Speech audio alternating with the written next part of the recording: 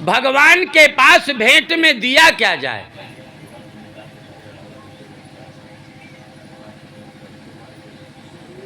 सबसे सस्ती व्यवस्था यह है कि भगवान के किसी के पास कुछ भी भेंट लेकर के अगर जाएंगे,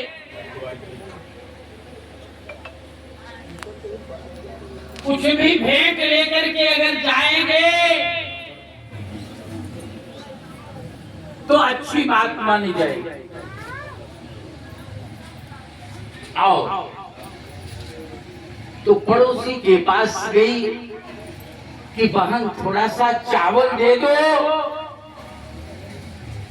पड़ोसी के पास माल से कई गुने आया, माने उसके पास ज्यादा चावल। एक गोनी चावल दे दिया, आंगन में रख दिया। लेकिन सुदामा की पत्नी सुशीला अपने आंचल में केवल एक चुटकी चावल लिया और चल दी।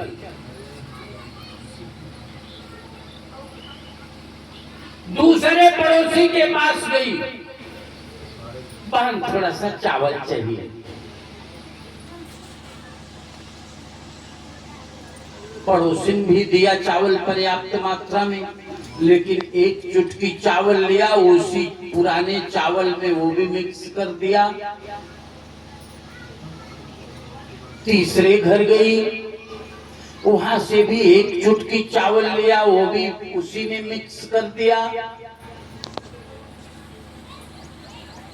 और सबको मिक्स करके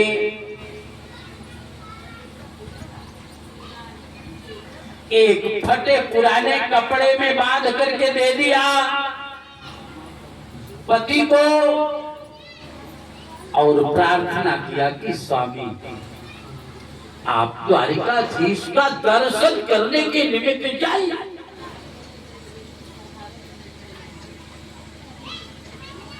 कीर्तन करते हुए चल दिए नारायण ओ सुदामा, श्रीमन नारायण नारायण नारायण, श्रीमन नारायण नारायण नारायण,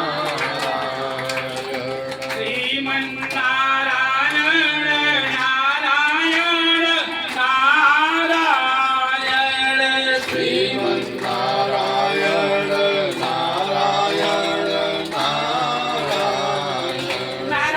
कीर्तन करने के प्रभाव से द्वारिकापुरी पहुंच गए। कितने लोग द्वारिकापुरी गए?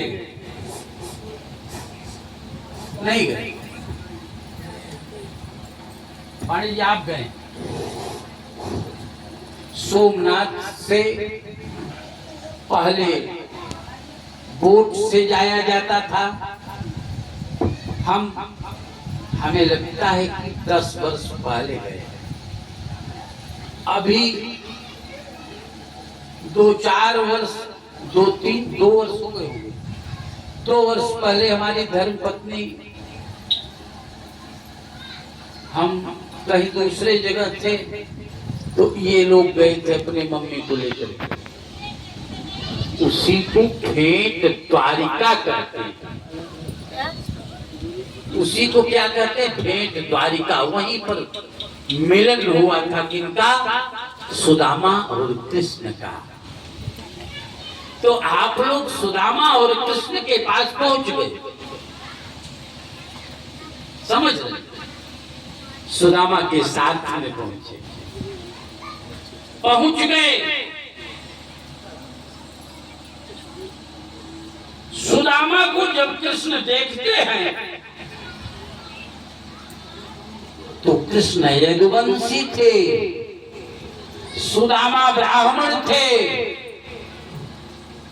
अपने राज्य पर बैठा करके पैर धोया, पैर धो करके चरणामृत लिया और अपने पूरे मकान में, पूरे राज्य में छिड़कवाया, आसन पे बैठाया। परिवार का और कोई पहचानता जानता नहीं था। लक्ष्मी को कहा पंखा चलाओ। आपके यहाँ अगर कोई अपरिचित यात्री आ जाए या पति का मित्र आ जाए तो संकी मटकी हो के आई इतने भाव से लगती आ जाए। अगर मेहरारू के पंखा चलावे मुझे कही दे तो और गुनगुनाएंगे।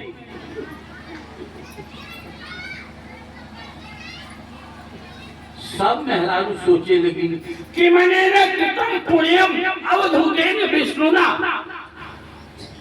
ये गरीब ब्राह्मण कौन ऐसा पुण्य किया कि साक्षात लक्ष्मीपति पैद हो रहे हैं, साक्षात लक्ष्मी पंखा चला रही है। तो श्री कृष्ण ने उत्तर दे दिया क्या कि विप्र प्रसादात् धरणी धरोहम, विप्र प्रसादात् कमलाबलोहम, विप्र प्रसादात् अजिताजितोहम, विप्र प्रसादात् मम राम। रुक्मिणी तुमको ये पता नहीं, तुम्हारा प्रेम पत्र तो कहां से गड़बड़,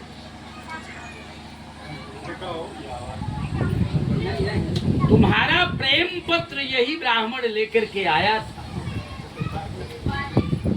तभी तुमको मैंने पत्नी के रूप में स्वीकार किया।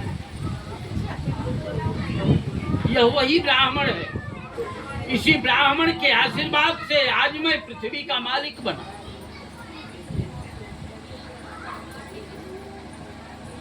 श्री कृष्ण कहने लगे क्या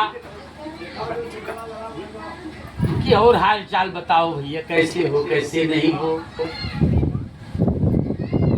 कहा हाल चाल भैया, तू जब पढ़त रहे हमारे साथ तो लड़कैया में कबो कबो कहत बियाह ना करब, बियाह ना करब, तो बियाह कहे कि नहीं कहे।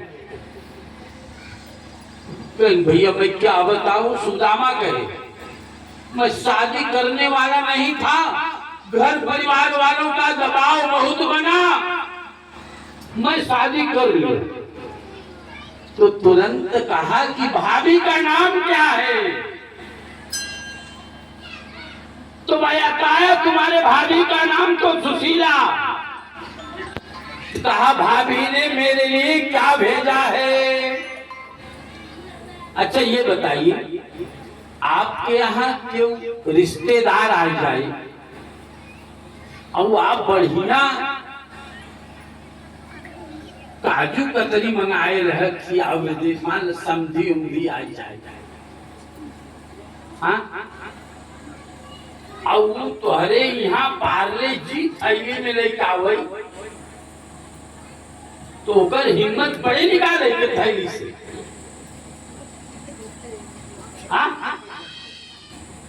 संकोच करे। अब ये इतना बड़ा राजा क्या करे कैसे करे, हिम्मत इनकी नहीं पड़ रही थी। भाभी कहा भाभी ने क्या भेजा है मेरे लिए। अभी तो जानत रहे मुंह पखौली दबाए चला जात रहे। और पार्ले जी वाला सिस्टम में रहे। तब भगवान ने क्या कहा जानते हो, भगवान के पास सबको जाना चाहिए, यहाँ जो पोथी है सबको आना चाहिए। जरूरी नहीं है कि आप पैसे लेकर के ही आओ। भगवान ने उस भ्रम को तोड़ दिया, समाप्त कर दिया। क्या कि पत्रम पुष्पम फलम तोयम यो मे भक्त्याप्रयच्छते तदहं उपहृतम असनामि प्रयतात्मनः। मेरे लिए मलाई मालपुआ लाने की जरूरत नहीं है। मेरी भाभी ने जो भी मेरे लिए दिया है और जिस भाव से मेरे लिए दिया है वो दे दो। एक पत्ती भी दिया है उसको भी दे दो। तो तुरंत सुदामा निकाल करके देख दी। जैसे ही पोटली खोली, जैसे ही पोटली खोली, पहला चावल लिया हाथ में। हाथ में चावल लेने के बाद में ही सुदामा कितना गरीब है। ये द्वारिकाधीश जान मन ही मन तुरंत योग माया के माध्यम से विश्वकर्मा को बुलाया। कहा तुरंत सुदामा पूरी बनाया जाए। दूसरा मुट्ठी का चावल भी खाया। उससे पूरा गांव धनाढ्य हो गया। तीसरी मुट्ठी का चावल खाना चाहते थे तो लक्ष्मी ने हाथ पकड़ लिया कि ये कच्चा चावल है, नुकसान करेगा। तीसरी मुट्ठी में तो रुपये भी चली जाती, इसलिए नहीं खाने दिया। आओ इसके बाद में उनकी पत्नी की क्या भूमिका। विश्वकर्मा आ गए कि मैं सोने का मकान बनाऊंगा। तो सुदामा की पत्नी का क्या भाव था जानते हो? जिसके यहां से पहली मुट्ठी चावल लिया था, पहले उसका मकान बनवा दिया। फिर दूसरी मुट्ठी चावल जिसके यहां से लिया उसका मकान बनवाया। फिर तीसरी मुट्ठी चावल जिसके यहां लिया उसका मकान बनवाया। फिर अपना मकान बनवाया। विश्वकर्मा ने कहा और कुछ कहा, पूरा गांव सुधार दीजिए। हमारे आपके पास कोई व्यक्ति आएगा कि हम तोहार मकान बनवाओगे है तो तू पड़ोसी को बनवाए दे। ये सुशीला का कितना बड़ा सच्चरित्र। फिर श्री कृष्ण उनके सामने आकर के, सुदामा मकान में नहीं रहना चाहते थे तो ये कहा श्री कृष्ण ने कि तन पवित्र सेवा कियो, मन पवित्र हरि नाम, धन पवित्र तू दान कियो, होत त्रिविध कल्याण। तन की पवित्रता यदि करना है तो सेवा करिए, मन को पवित्र करना है तो भगवान का कीर्तन करिए, अगर धन को पवित्र करना है तो दान। अगर भगवान ने धन दिया है तो दान करके उसको पवित्र किया जाए। सत्यनारायण भगवान की कथा और इस पुरुषोत्तम मास के शिव पुराण की कथा आज अभी समाप्त हो रही है। सब लोग श्रीमन नारायण नारायण नारायण श्रीमन